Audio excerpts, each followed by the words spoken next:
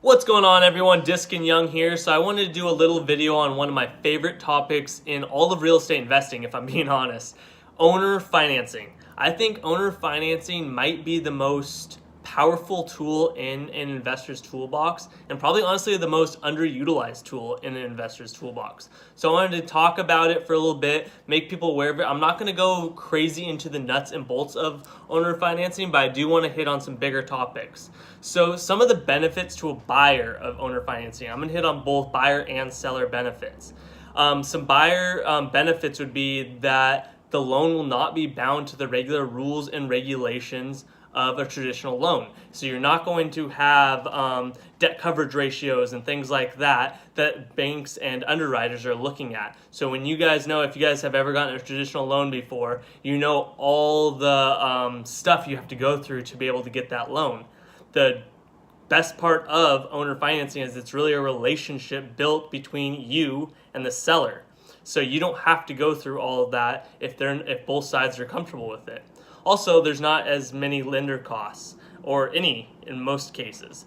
So you don't have to pay an appraisal fee. You don't have to even have an appraisal most of the time. You don't have to go through their underwriting fee, their loan origination fee, whatever fees they might have. Most of the time are not applying on owner financing.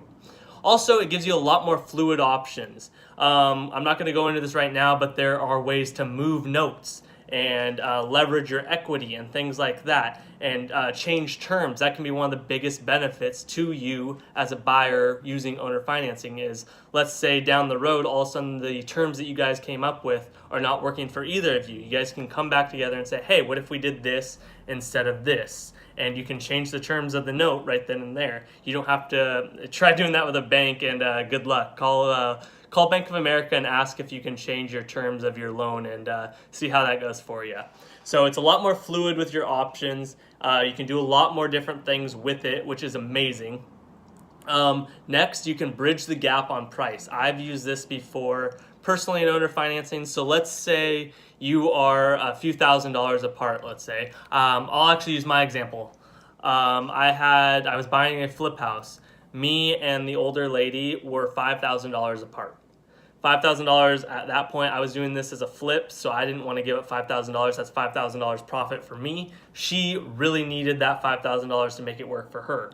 What I came up with was owner financing. I was going to be getting hard money on the loan anyway, so instead of going out and getting hard money, I set up owner financing with her, and I gave her $5,000 basically in interest throughout me owning the property and doing the flip on it, which turned out to be beneficial for her and me. So instead of paying a hard money lender all that money for their 2 points and things like that, I got it on the flip side and made the deal work with owner financing. The good part about that was I also didn't give her any of the interest till the end. That's the cool thing about owner financing, is you guys can negotiate all the terms of the deal. So I didn't give her any of the interest until the very end when I sold the property, is when I gave her the rest of the money. So that can be a great tool for that. What's some of the benefits for the seller? Why would a seller even do this? Maybe they don't need the money. That's kind of what you're looking for when you're doing these, is someone that doesn't necessarily need the money right now. Okay, so if they want to sell their property, but they're like, and you get to know them, and all they're going to be doing with the money is putting in their bank account, let's say. Well, this would be a perfect opportunity for owner financing. Hey, instead of a 0.25% hitting in your savings, do you want to be getting 5, 6, 7% interest on this? Most people are going to say, yeah, actually, that sounds like a very good term. There's a reason why banks have some of the best real estate out there, guys.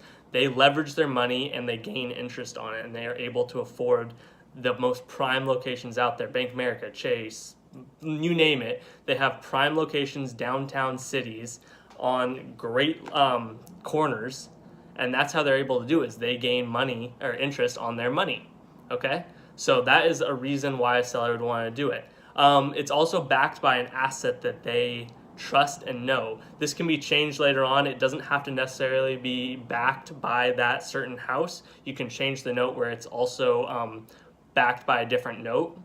But most of the time, they have the safety of knowing that if you default on the loan, they're getting the house that they already know and trust and like back. So that's a big difference from, let's say, the stock market.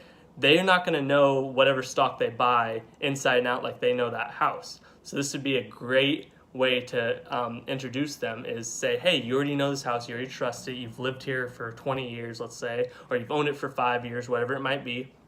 You know this property. You'll feel safe if I don't plan on giving it back to you, but if you had to foreclose on me, you're getting the property back. That should be safe feeling to them. Backed by an asset they know. They can also defer paying capital gains, which is a huge one. I've seen sellers say they will only sell on an owner finance note because of this. They don't want to pay capital gains on the principal. So what do? They may get a small amount down to cover whatever they need to, but then they're getting the interest, so they're paying on that, but they're not paying capital gains because they're not gaining any principal yet, okay? And that kind of circles back around to benefits also to a buyer, is I always write in on my terms sheet interest only or more. That gives me so much more flexibility, guys. Let's assume you want to be paying interest, you want to be gaining that equity in the house, but necessarily you don't have to. So if you write interest only or more on the contract, if you're hitting hard times or it's slow, or maybe your rental wasn't doing as well that month, let's say it's a rental, maybe you had a vacancy that month or something like that, you have the ability to not flee as much cash because you can pay just the base interest only amount. Since then, if you're doing great and you have a lot saved up, maybe you're going to start putting it towards principal.